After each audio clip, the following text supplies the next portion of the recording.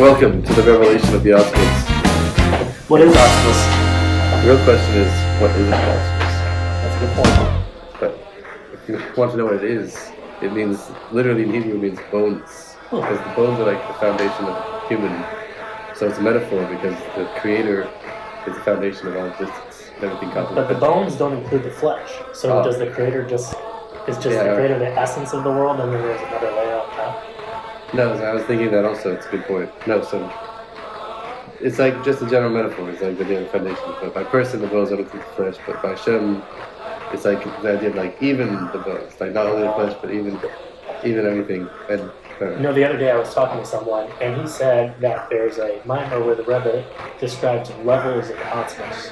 There's a few mimers right there. Now, what does that mean to have levels of osmos? Well, I'm pretty sure what the mimer is actually talking about levels of revealing the osmos. But no, not levels of osmos itself, but levels of how we can perceive the osmos. Because osmos is the totality of everything. The essence of the Creator, yeah. Now, what's the difference between understanding osmos and actually experiencing osmos? Well, if someone truly understands it, that means they experience it, because it's beyond any understanding. At least one doesn't understand it. That itself is an experience. But is there a way that we can learn Maimon, talk about osmos as a theoretical thing? That osmos is the container of everything, not just the container. It is everything as in its totality. But then there's another experience, which I think you're familiar with, Maybe. which is actually feeling it. And you've mentioned this to me before, that there's a timer that comes with it, a pleasure. Oh yeah, so there's another Bible in Blessed Begotten that says that the idea of Hashem wanting a dwelling place in the lower world is similar to a verse that says that a good teaching causes one's bones to shudder. It says if someone hears like a good teaching, then that, like so to speak, activates the level of delight in the soul, which the soul has different levels, like the level of the concept of delight of something, like the essence of delight is like the highest level of the soul, like the essence. And then it says when someone hears a good teaching, then it goes into the level of delight.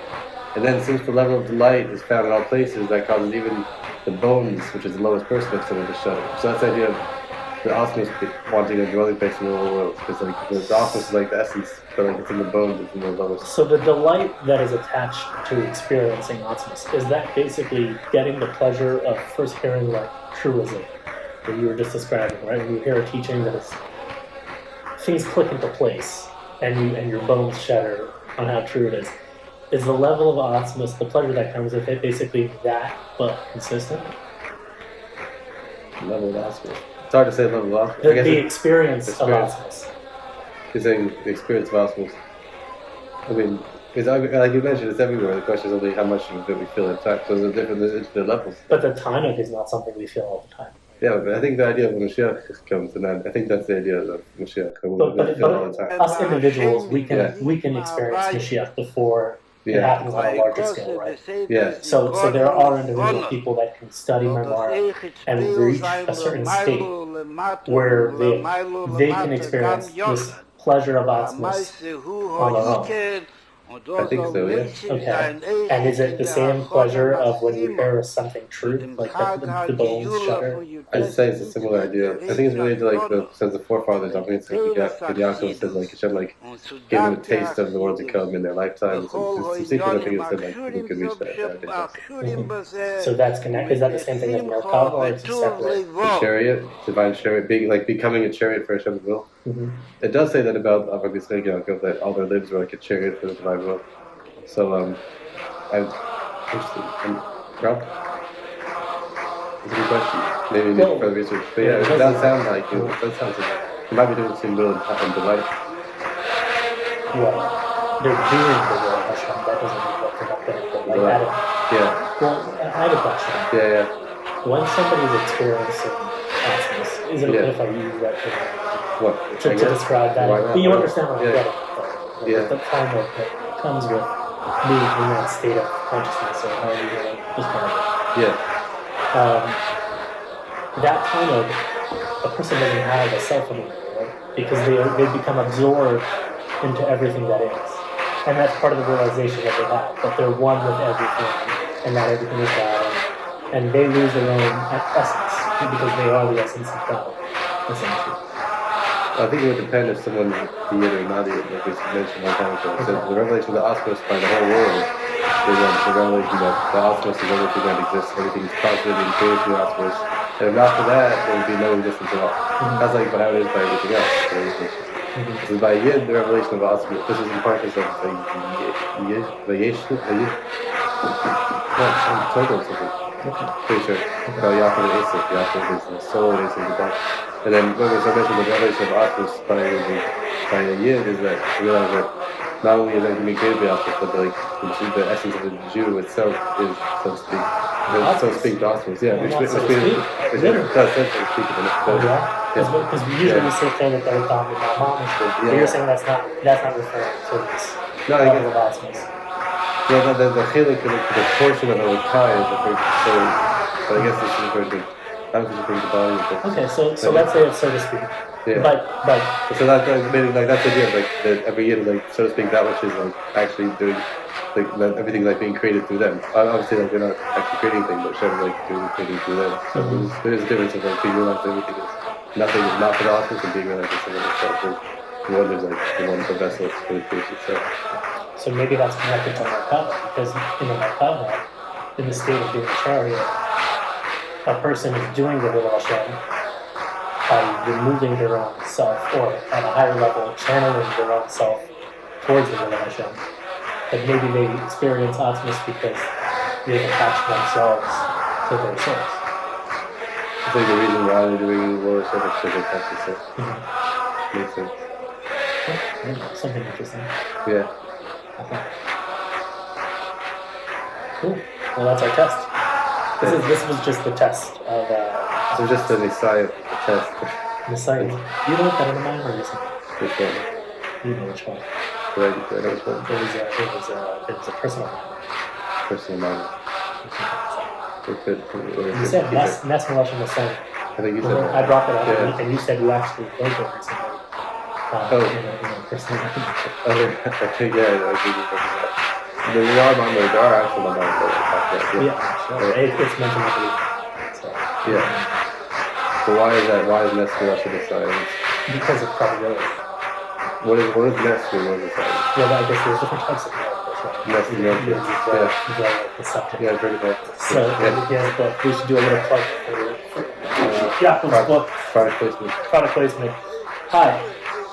This is a new book made by Yaakov Asmus in partnership with ChatGPT, which is physical matter. Domain. That is cleverly designed through all sorts of human engineering to spit out intelligence. And in this book, Hey, what were you going to say?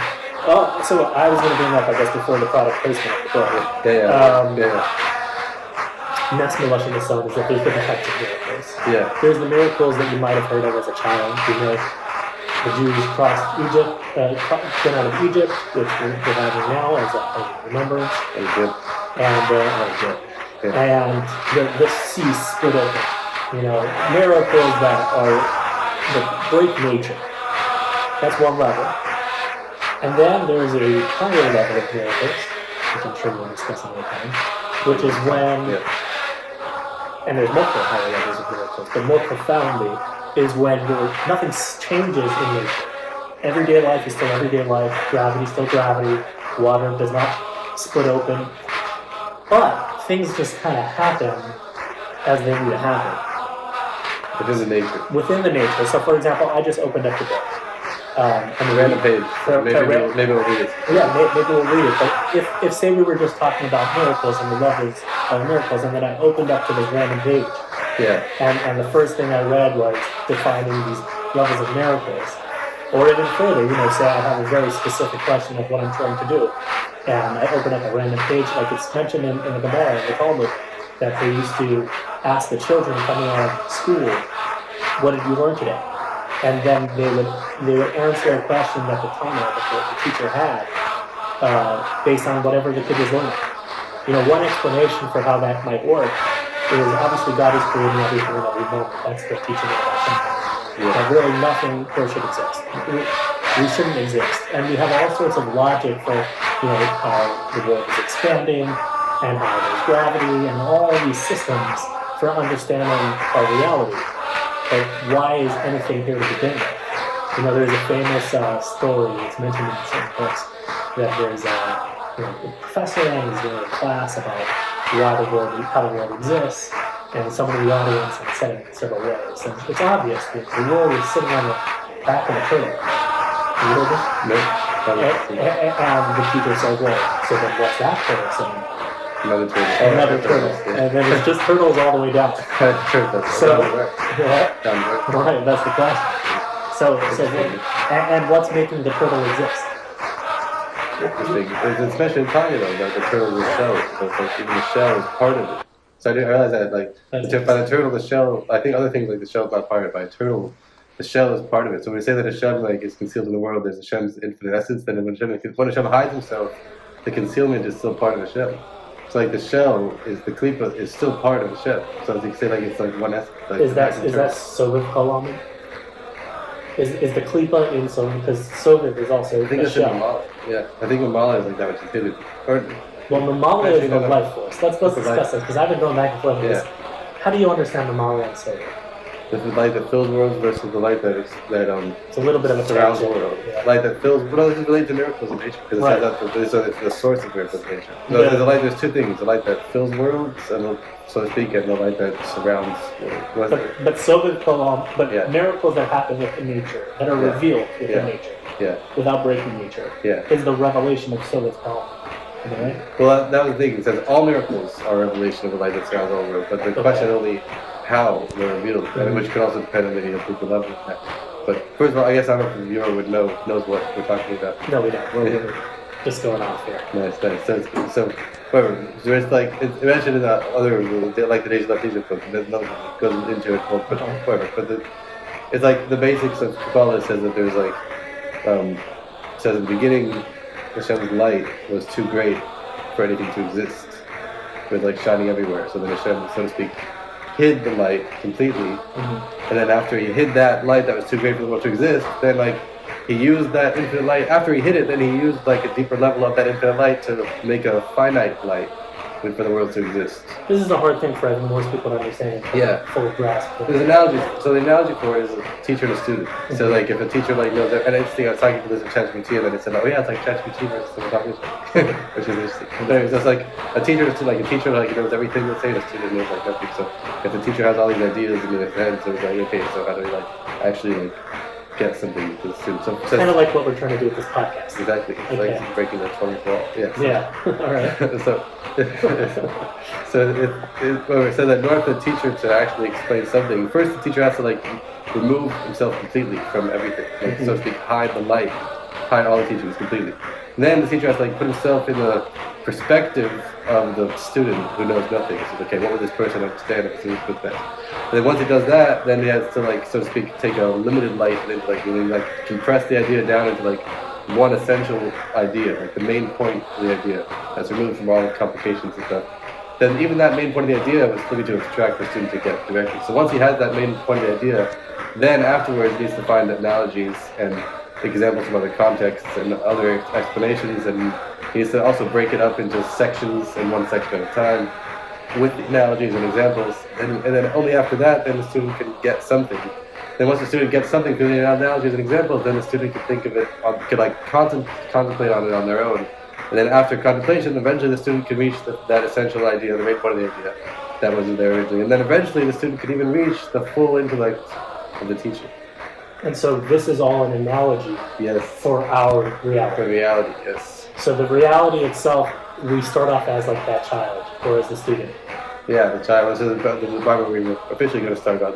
The child in Pesach was asking the 4 children, and the Pesach Seder were asking about the.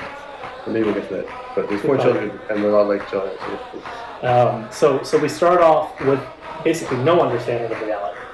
But then slowly we get to understand a glimpse of reality. And that's just kind of a stepping stone to get to a higher and higher understanding. Yeah, pretty much. Now, if a person gets stuck in the sciences, they essentially they're getting stuck in a very enclosed aspect of the world, right? Because there's a more abstract question to ask before you get stuck in how physics works or how math works, which is within the current system of how the world functions. But there's a more abstract question, which is, wait, what's going on? Why is there all of this to begin with? What's making all of this continue to exist? Is there a world outside of myself? All of these more abstract questions that most people are either afraid to ask, or they ask by themselves, or all sorts of deeper, more profound questions. This is really what Hasidus is here to struggle with and provide answers for. Yeah, Torah in general, but specifically, Hasidus basically shows how Torah is. Torah really does that. Yeah, it's like Now you would enjoy this. I started reading the random page that we opened up. Oh, nice. And the example that we gave is what would happen if we opened up the page. And what was the example we said? And if we're talking about the miracles that we were saying, right? That are concealed within nature, and about a book, that you open up a book, and okay, so let's read. I just started. Okay. So, and David continued his walk, and he noticed a group of young boys playing in the park. We gave the example of the boys walking out of the school and the Tana and the Talmud. So they were laughing and joking, seemingly unaware of the world around them. David watched them for a moment, and then he began to recite a passage of the Talmud. And he had been studying. And he spoke the words. The boys suddenly grew quiet, their eyes fixed at David as they were listening to every word.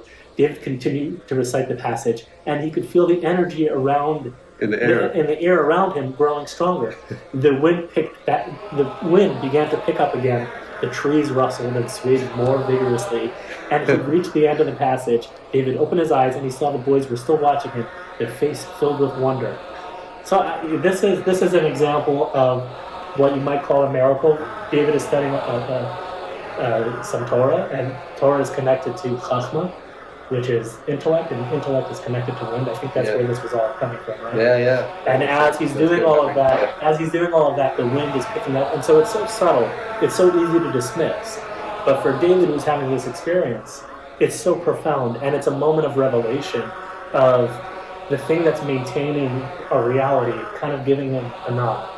It's not so much that he's making the miracle, but through his study of Torah and through his connection to Hashem, the Creator, through the study of Torah, he's tapping into the essence of reality, this osmos that we started talking about at the beginning, right? And then things just kind of click into place, and everything for a moment is perfect. Everything makes sense. And that's before all the doubt might creep back in, or questions or concerns or self-consciousness. Making a podcast can cause a person quite a bit of self-consciousness. Is that really how I look at the camera? Do I sound like that? I struggle with that. Is this the right angle for me? The Rebbe has a minor in Mishpatim. We studied it a little bit. It's the one about doing the work. Lo Siyam Mishikul. Oh, that one, yeah. And the Rebbe goes through a whole minor, and at the end he says that through doing the work, through getting obsessed with basically attaching ourselves to what we need to do and doing it, we remove the ultimate sickness, which is yeshus, which is the ego, which is caused by the sin of Adam, where he falls from this moment of delight. And it's caused by a self-consciousness, which is in essence what the ego is. A person, instead of just acting on the world based on what they think is right, they're concerned, how am I being perceived? Is this, even the whole meta-analysis, is this egoic for me to think about? Am I, I don't want to put myself in display, because all of that is yeshus. And if we just express ourselves freely, if we all express ourselves freely, without concern, then we reveal the essence of who we are. And there's something very attractive of also seeing that in somebody else. You see someone just truly being themselves. Not the way, we don't need to criticize anything. But I was going to say that I think right now there's a thirst in the world for true free expression. And like with everything in the Klippa, it first manifests itself in a slightly off direction. There's a recognition that that's missing in the world. And people know that there needs to be free expression. And so then people use their self-consciousness to come up with what their free expression is. Interesting. I'll give an example. I started wearing this hat today. It's new. It's new. And I went through a lot of thought before I did it. That's good. I guess. and I struggled. Oh, that's But right. one of the tipping points was this is the hat I was raised to wear when I was growing up and when I became 13. I started wearing this hat. So for me personally, and this doesn't need to be everybody's reason, but for me, I realized that a true ownership of who I am in the world, the way I was raised, and it would be to wear it. And that doesn't mean that I need to change who I am. The opposite. This allows me to become who I am anyway, without talking about myself. But that is a truer free expression than looking at a catalog of all different sorts of personalities and cultures and saying, oh, I really want to be like, the Japanese skater culture. I love your food. I would love to wear, these high tops or Vans, and like I project this image of what's cool, and then I think I'm going to project it back on myself. And that's a complete. It's a perversion of true free expression. True free expression is to be in touch with what your values actually are. And as a Jew, what your values actually are is to do righteousness in the world and to see a redeemed world. And it's just that we've been covered with all sorts of competition, fear, and things that are preventing us from trying to actually make the world the way we think it should be. That's a long rant, but It's good. So all of this is a test. So with that in mind, let's make this world into what it needs to be. And furthermore, I was raised Chabad. The Rebbe went very strongly during his entire leadership on the importance of making Mashiach a reality. That praying 3 times a day, davening 3 times a day for the building of the Beis HaMikdash, learning in all the Sfarim, half of Torah, now we're in Parshas Vayikra, it's all about karbanos.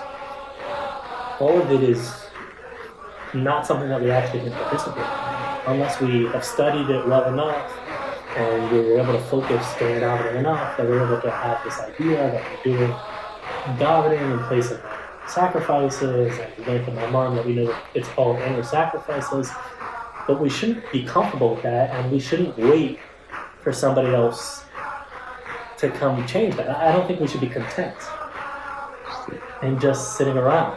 What are you suggesting? I'm suggesting that, let's put it, this is my official proposal. But hey, listen to me. Huh? It might be new to me. No, I definitely share this with Okay. you. I mean, if it's controversial, you could tell me. But I think the Rebbe made shluchim. And there's a halacha shliach shel adam k'nasa. What does that mean? A messenger of somebody is an agent of someone, a secret agent of someone is legally in the place of that person. Now, the Rebbe made us study the Rambam. We know what the halachas of Mashiach are. We know the importance of the Jewish people returning to a monarchy, returning to having a Beis HaMikdash, returning to all of that, not just on the physical level. Obviously, we do believe that we'll have a physical temple, and not a temple, a place to become holy, a place of chosenness, and we'll have a physical king and all of these things. But Chassidus allows us to understand what that really means internally, what it means to climb up these levels, ultimately reaching Atzmos. It's a mechanism for us all to reach Atzmos. And I think anyone who, I think this is the way I understand it. Sitting in Beis Hashem, going up to Har Hashem, these are in the Psalms of King David. Yeah. He writes about the joy and about, Asher Yoshve B'Secha, happy is the person who sits in your house. Mi ala Bahar Hashem, Mi Yakum B'Mkom Kacho, who can climb up to your holy mountain, to Hashem's mountain, and who can stand in this holy place. Niki Kapayim Midvar, the only person who has clean hands and a pure heart. And what he's describing is not just a physical ascent. Shir Hamalis is a song of ascent. He's not describing just a physical climbing a mountain. He's talking about a state of elevation that we feel in ourselves, in our minds, in our perception of reality. We're climbing higher and higher towards God, towards where He resides. And the only way to do it physically is to clean yourself, is to do tshuva, is to purify your heart, is to clean your hands. As soon as you have any guilt on you, you're rejected from it because you have self-consciousness, you have yeshus. As soon as you are pure and you have no anxiety and you are connected to God and you're doing His will, then you sit in His abode, metaphorically, in this consciousness, and physically we can climb to the Beis HaMikdash. So going back to the proposal, I think that the Chabad infrastructure, the Chabad Shluchim, which are already doing all of this already, have to develop a concrete strategy. If you're sending your child to school, if you're paying tuition, if you are trying to buy a new house, you don't just pray for you to be able to afford a new house. You don't just pray that your kid's gonna have a bills. You do that, and then you also do physical work and you physically plan for it and you physically make it happen. So if the Jewish people, if the practicing Jewish people, the people that keep Torah and hold on to them and cherish the value of our tradition and who are learning of it, because all the Jewish people want the Torah, many of them just don't know what it is. It's the most precious gift. They just are unfamiliar with it. They have childish, they've been given childish ideas of what God is, of what Torah is. They might have emotional, feelings. It was either pressured on them or they're not able to handle their temptation or whatever is blocking them from really embracing this most beautiful gift that they're given. That the whole world is, I'm not going to make assumptions, but the massive religions of the world are based on this essential text, and they don't even understand it. When you learn Chassidus, you realize that all these arguments about the Torah, it's like you're missing the whole point. This is a roadmap to becoming one with God. It's a roadmap to a perfect society. It's a roadmap to all of these things. So I think that we need to put our minds together, and we need to come up with a practical roadmap for how we're going to complete the Rebbe's work. And the Rebbe's work is what the Rambam describes as the Melech Mashiach's work. The anointed king. It's not even a Mashiach is like a taboo subject. It's like a weird subject. For us, for people that are Chabad, it's less so, although it's definitely a controversial, it's become a little bit hard for some people to discuss openly. For some people, maybe not. Maybe, okay, so then I take it back. Yeah. And then for other people, it's a pie in the sky idea. An anointed king means somebody like the Rebbe, who is completely one with God and is acting as a monarch in the world. You don't need to keep up with this. Keep going, so I'm not going to stop. Keep it along, I think that we have to make our Mashiach halachically. I mean, we need to finish Milchemas Hashem. We have to make sure that there's justice and righteousness in the world based on the views of the Torah. We have to gather the Jewish people. Well, there's different opinions. One is we have to physically gather them to Eretz Yisrael.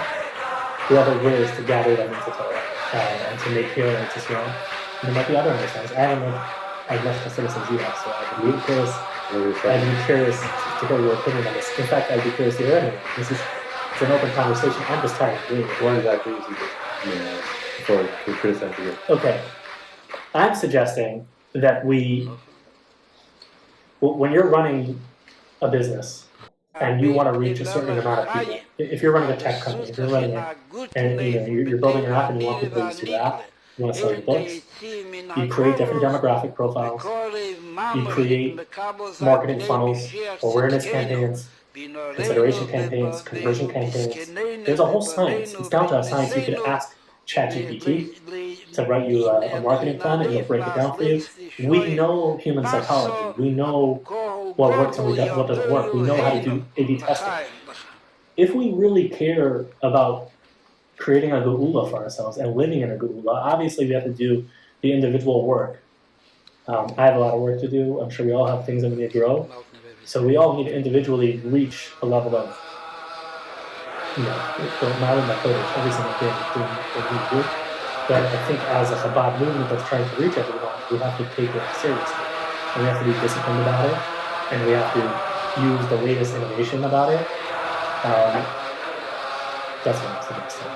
And in terms of the base of English, I think that we shouldn't keep our eye off the prize. I don't know why all the tefillos always mention the base of English, and that you do lots of and we enter an esrei with it, and it's the climax of everything we talk about, and it's in the Chumash, and it's half in halachas and touching and all of this stuff, but it's not part of our everyday vernacular. If we talk about building the base of English, you're like, what?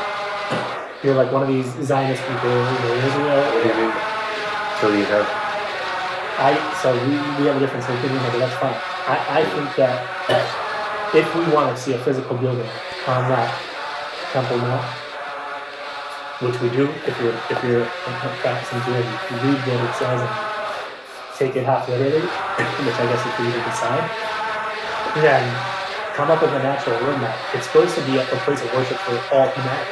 So just fighting over, we're going to destroy your mosque, and that defeats the whole purpose of what this place is supposed to do.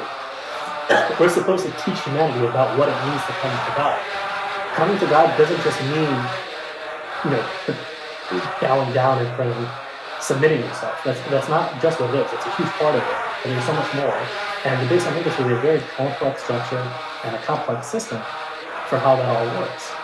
So I think that we would have a responsibility to starting with educating ourselves with the laws and the system of how it works, both practically and the inner dimension of it.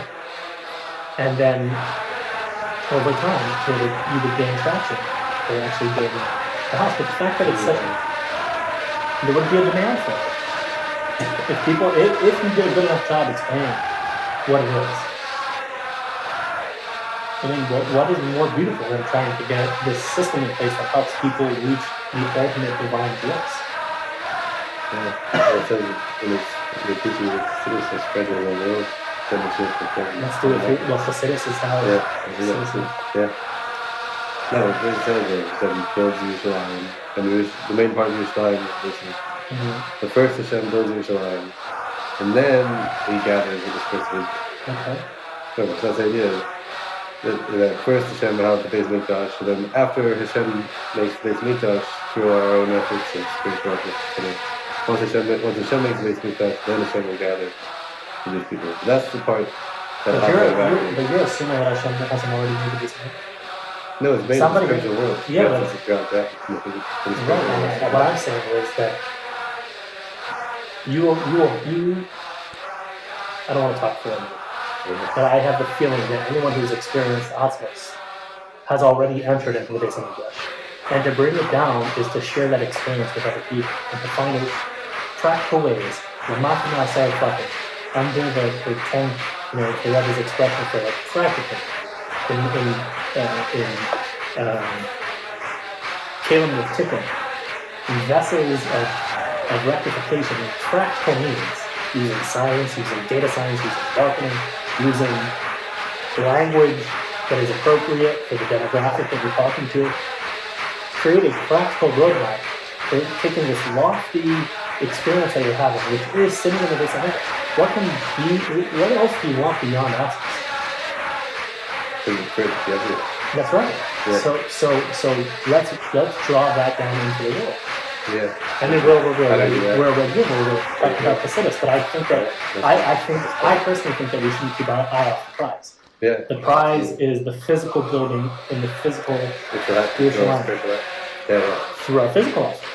Of spirituality. Yeah. I don't disagree. I just want to use the overtone. Yeah. The main thing is to spread Chassidus and to advocate for but why not just give people out the prize? Yeah. The prize is the Beis Hamikdash. So we Chassidus. But don't talk about the thing that's going to get us the thing. Let's just talk about the thing. No, I disagree. The Beis Mikdash is the revelation. The Atmos, right? That's a vessel. Okay. The main point it says when everyone brings out the inner scale within themselves, then it says that will combine with the general self-issue for the non-likely like everything will be, everyone will be gathered and come back here. Main thing is just to spread the message into the whole world. Like tomorrow, I know you got sinners for what we will happen. That's not everything we're going to hold you back. I don't think it's just about knowing. A lot of people learn my mom, they don't know me. So that's what knowing is better.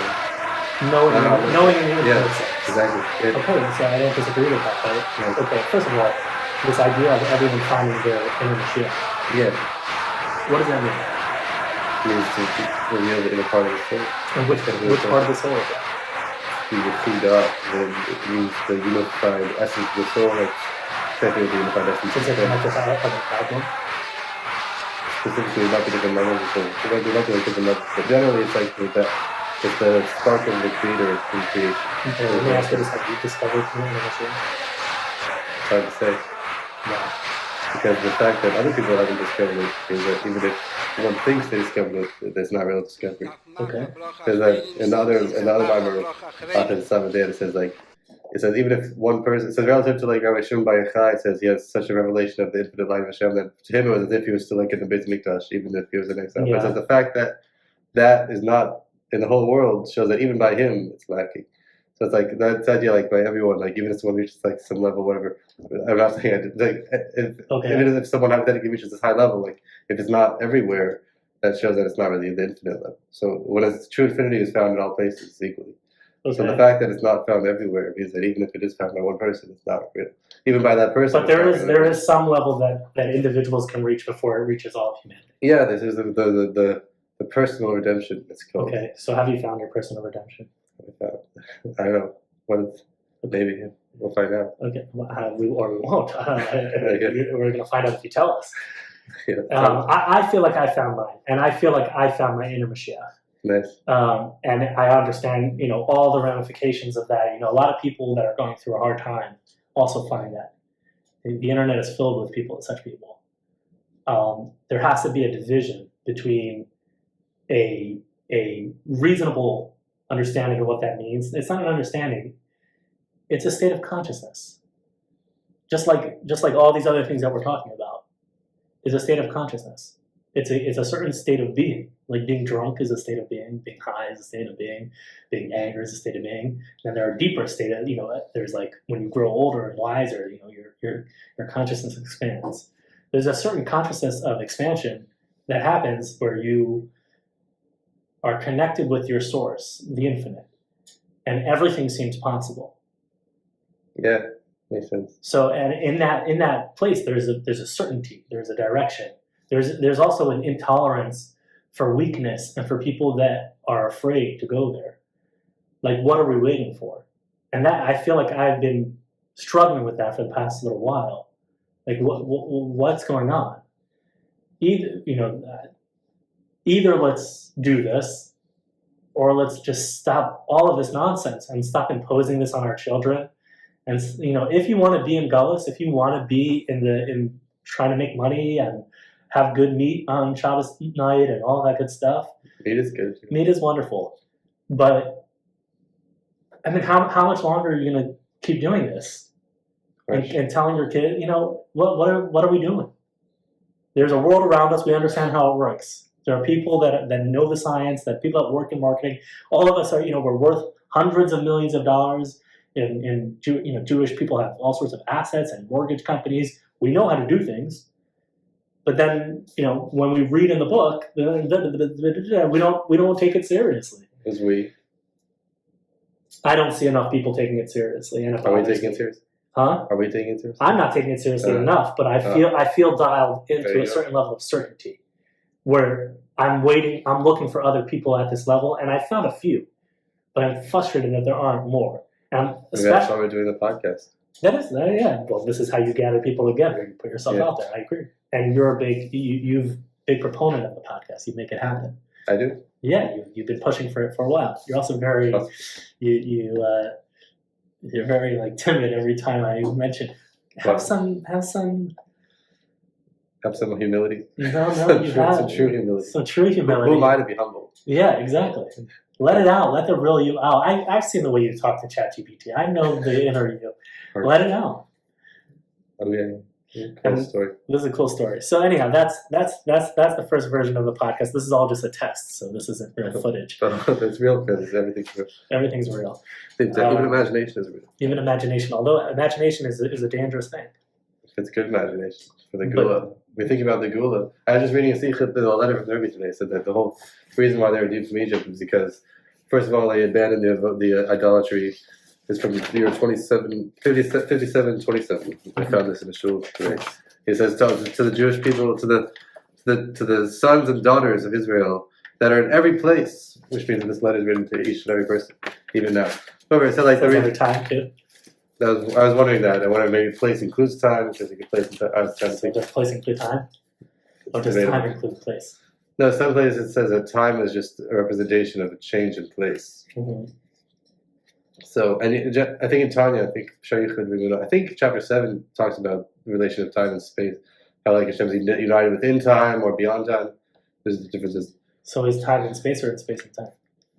I don't think you say one is in the other. It's just like they're related. They're two different things. They're like time is like a description of change in space. That's why it says, it's like dome and like rocks, for example. It says like they don't like change, but like people and plants and stuff, they change all the time and grow because like the lowest level that ever matter is like connected to that which is beyond time. So even in this world, it doesn't change. I suppose other things which are connected to other lower spiritual levels to change. Interestingly, whatever. So the point is that it mentioned at the end that it says the reason why they were redeemed from Egypt is two reasons: because they abandoned the idolatry of Egypt, which is why they had to slaughter the sacrifice, which was a lamb, which was the idolatry of Egypt. They used to worship lambs. What does it mean to worship lambs? I don't know. You learned the mimer, Adam Kiyak Rubikan. Someone who offers the inner lamb, I guess. What's the lamb represent?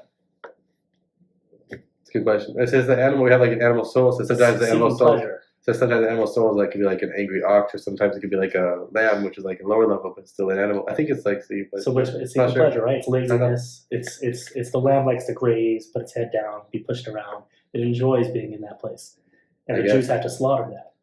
Interesting. Where you heard this just recently? Yeah. Where did you hear it? Well, I thought about it, and then I also saw it on a clip on YouTube. Clip on YouTube. Do you know which clip? We can link it maybe later. We can link it. Sure. Nice. All right. That's interesting. So yeah, it was self-sacrifice because it says they're in a society that worship this lamb, and then they said, okay, Hashem said, okay, take this lamb, not only slaughter it, but says they had to keep it in their house for 4 days before slaughtering it. So any Egyptians who says, what are you doing? Said, oh yeah, we're keeping this, we're going to slaughter it in a few days for the sacrifice. And then like that was like there was no sacrifice because of the Egyptians. But it was a miracle that the Egyptians didn't go crazy seeing that.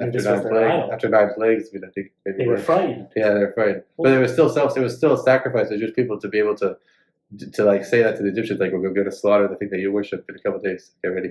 Yeah. So and they were standing up for themselves. They were claiming their own identity. They weren't worshiping the lamb with them. Yeah. It's very symbolic, especially if the lamb represents this weakness. Yeah. They were.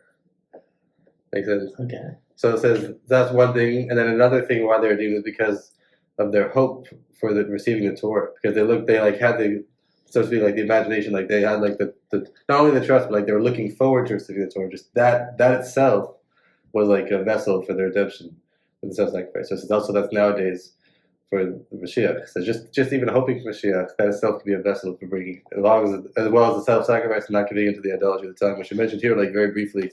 It's like the ideologies of Pharaoh, which didn't really elaborate on that, but whatever. But I guess So I was thinking about the lamb thing. There's two aspects of it. Interesting. Yeah. There's the strength that comes from sacrificing the lamb, but then there's also the submission of basically, when a person wants to destroy their own temptation, their weakness, it can come from a place of strength or it can come from a place of submission. Do you know what I mean? Maybe. Like, you really want to eat this piece of food. Either you overcome it and it gives you this sense of strength, like I'm better than this, I have control over this situation. Or you're so submitted to this, idea of not eating this thing that you don't do it. Okay. So I wasn't sure which one the slaughtering the sheep is. I was thinking maybe sheep and ram are the same thing? No. The sheep. Or lamb, sheep and lamb. The lamb, the baby, yeah. I don't even know what it is. Yeah. I think the lamb is a baby sheep, potentially. Let's ask some scientists. Yeah. It's like very innocent, it's very, like, why would you want to slaughter such a thing? Yeah, I guess. Why not? Yeah. Why not? Like, if you worship the idolatry, well, yeah. Yeah, I guess. It's like slaughtering a puppy, which they did actually. They do go on nowadays the in Korea, labs. right? Yeah, they do on the labs.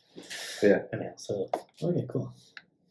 So what were we talking about? Well, I was saying that I think that there's two aspects, because this thing of hope that you were saying about hoping for the receiving Torah. the Torah That itself was is the opposite of this like strength, because hope is a receiving thing.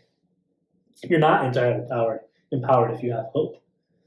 It was like a strong hope, saying like we're gonna looking forward to getting the Torah, like that idea, like. But that's more of a faith. It's more of a there's a betachon, trust. Right. Yeah. Hope is like Hope is a trust. A trust, maybe better word. Okay. Maybe. Debatably.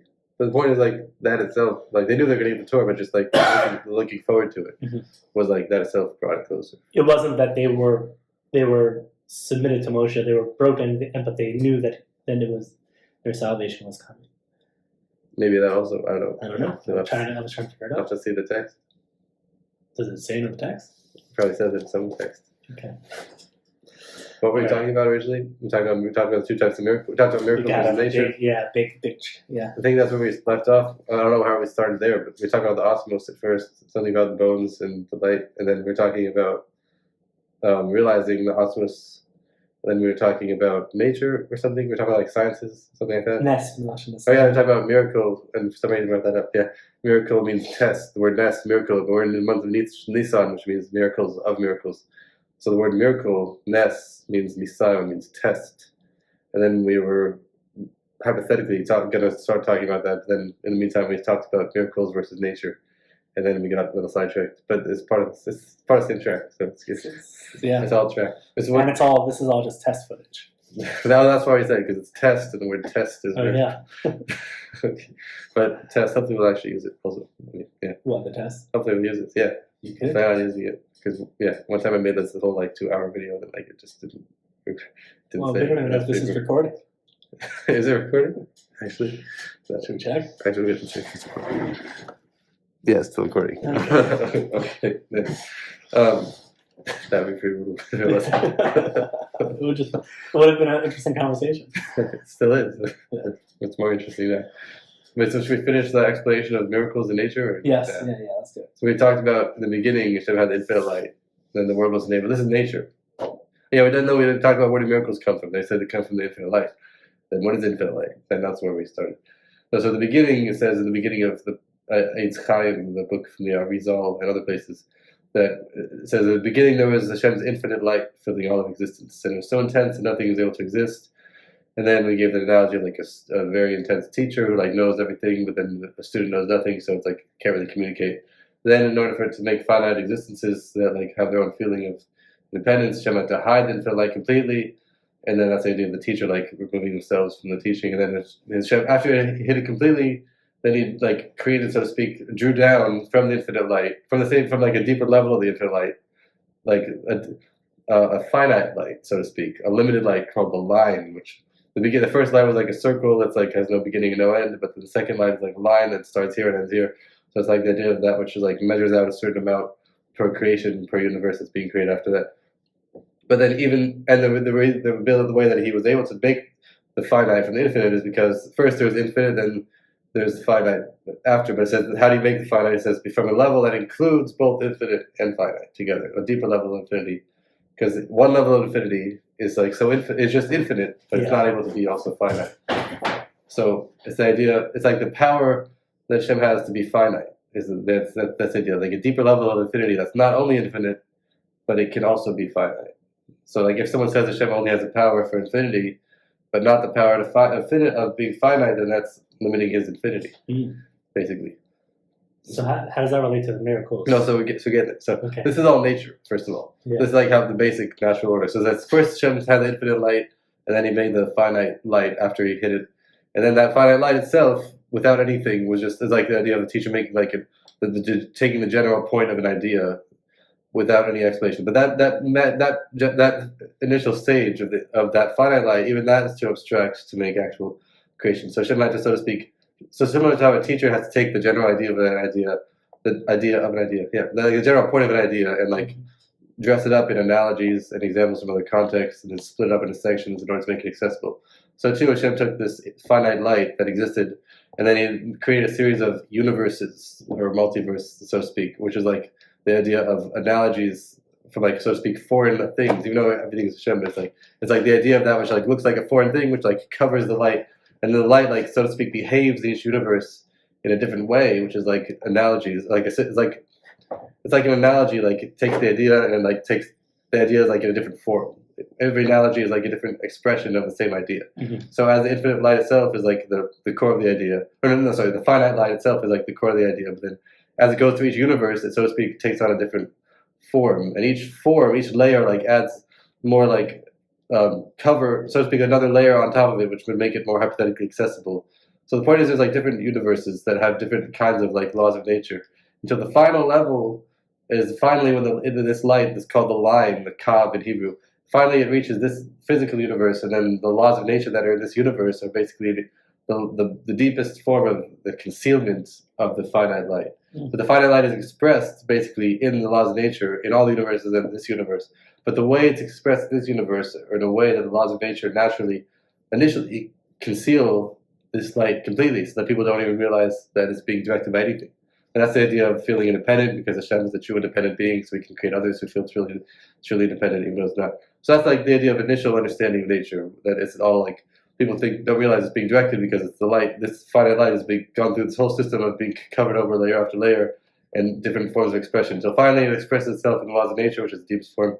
But then it says in the other mimer of Kimei Tzeiska, like that he went out of Egypt 57:12, it says that through contemplating, through intense like hisbonenus, which means like meditation, on the laws of nature themselves, realizing that the laws of nature continue without any stop breaking, like the same laws of nature every day.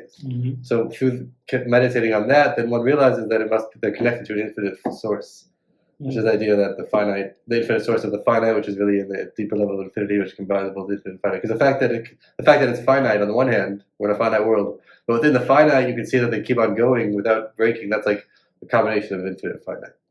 So that's nature. So far, so good. That's so far so good. I want to ask one thing. Yeah. The light they refer to. Which one? The infinite light that gets contracted, and then that's the finite light gets contracted. Well, the infinite light gets contracted once. Okay, it gets contracted once, and then like through a kav. It gets hidden once completely, which people could translate as contracted, but I don't know if that's accurate. Because contracted means it's like that. But at first it's completely hidden, like completely hidden. And after it's completely hidden, then you have the finite light, which comes like through that, so to speak, metaphorically. So in our own personal experience, our subjective experience, we have a sort of light of consciousness, as they call it, right? The awareness, the I am, Nochi, that the Jews during their experience at Sinai got to experience. God spoke through them, and they only heard the first commandments, Anochi, and the Rebbe refers to it many times. This Anochi being this large, like capital I. So we all have this I within ourselves, and it's not the I that we can even speak of because it's so intimate. It's a third eye. It's the third eye. That's something there. So that, I guess, one interpretation in the subjective experience, that's sort of like the kav of the light coming through ourselves into this world around us. What, the I? Yeah. I mean the independent existence? The I am. Independent existence. Not as an idea, as a subjective experience. Like me as an individual, I have the center of my being, which is somewhere, you can't really point to it. There's just the I am. I know that I exist, and everything that I know, including knowledge itself, and sound and color and ideas, all of that is outside of the I am. And the I am is the source of my light, but that can be dimmer or that could be more bright, depending on how existential I'm experiencing my reality. So if I'm getting caught up in an idea, or I'm getting caught up in eating a good piece of food, the I am is not very present. I'm not really so focused on I am experiencing this food. Is this resonant? Are you following this? I'm following it, but I'm not following how it relates. So that I have my own personal experience of the light going layers and layers of The more and light. more. The light is the you. The light of the Anochi. The light is the I am. The I Which am. part? Like the initial part of the light, infinite light, and finite light, or both? All I know is my own essence. My own essence experiences life through my being, through my individual self that's X amount of years old. And everything before birth, or before this current moment, before the I am, is the unknown. I don't know what I'm like outside of this current reality that I currently know. So that's almost like a symptom. Like What there's whatever's before the I am, my current lived I am. Okay. But once I'm already in the I am of my life right now, there are these like spheres of awareness. And the further I go out from the core of I am, and some of those spheres might be thought of as the sphere that's closest to the I am, which in my understanding of Chassidus might be referred to as Atzilus in the small world, in my small world. Atzilus meaning Eitzel Hashem. That was next to the Right, the I am. Yeah. So that is my personal Atzilus, not necessarily some mega universal Atzilus, but my personal Atzilus is when I feel so attached to the I am, which is one with everything else, because everything in my reality that I experience is one entity. And then the further I go out into an idea, I'm closer to that I am, but I'm already infinitely removed. Like once I'm in the realm of logic and understanding, I'm already now infinitely removed from the I am. And then I could be singing a song and sensation and feelings, and that's already another sphere outward, Yitzira, right? And then I could actually be in my physical body, like feeling the sensation of my hands, eating a piece of meat, smelling, these physical sensations, which is very grounding and feels very healing to be in that level. A lot of meditation apps really focus on getting you all the way out there. But that's really Asiya, in my personal understanding and in my subjective reality. And okay. so I know how to and if I'm in Asiya, if I'm stuck in Asiya, if I've never experienced anything beyond physical sensation, then I could use song to transport myself out of that reality. Yeah. And then from there, I can think about it. I can get inspired, and then I can think about a big idea, especially ideas like oneness of God, about how we're all connected, how really all physical matter is one big giant physical blob. But then there are other realities existing simultaneously, like ideas, mathematics, things like that are separate. And then there's spiritual experiences that are also.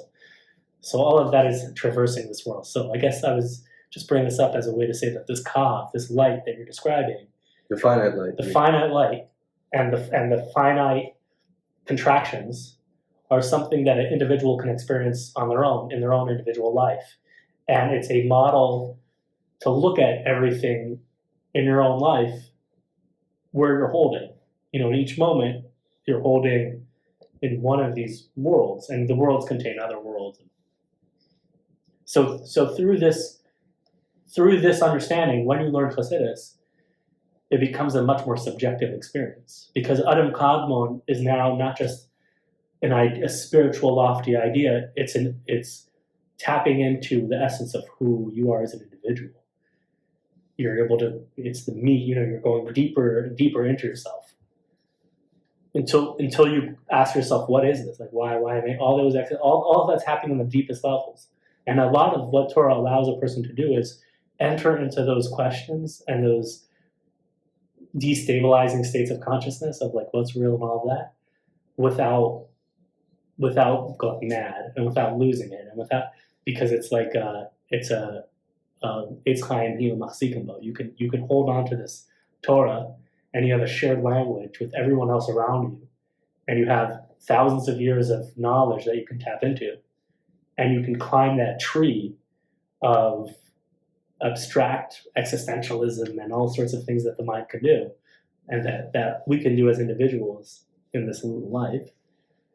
But you can do it together with other people, and you can follow Moshe, like as opposed to Korach, who is this other person in the story, who is like, why do we need to follow you? We all have our own spiritual experiences. We all have our own frameworks we can come up with, and he gets swallowed into the ground. Anyhow, so that's my own subjective take, and that's why when I learn Chassidus, it's less about like these lofty ideas that I can't really wrap my head around.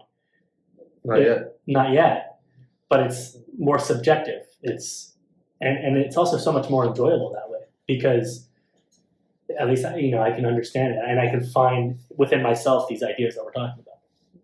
Yeah. A person says is created in the same like image of all spiritual worlds. So Yeah. everything that exists in the spiritual world exists by each person. Cool. Yeah. Makes sense. Where else were you going? Well, It's a mirror.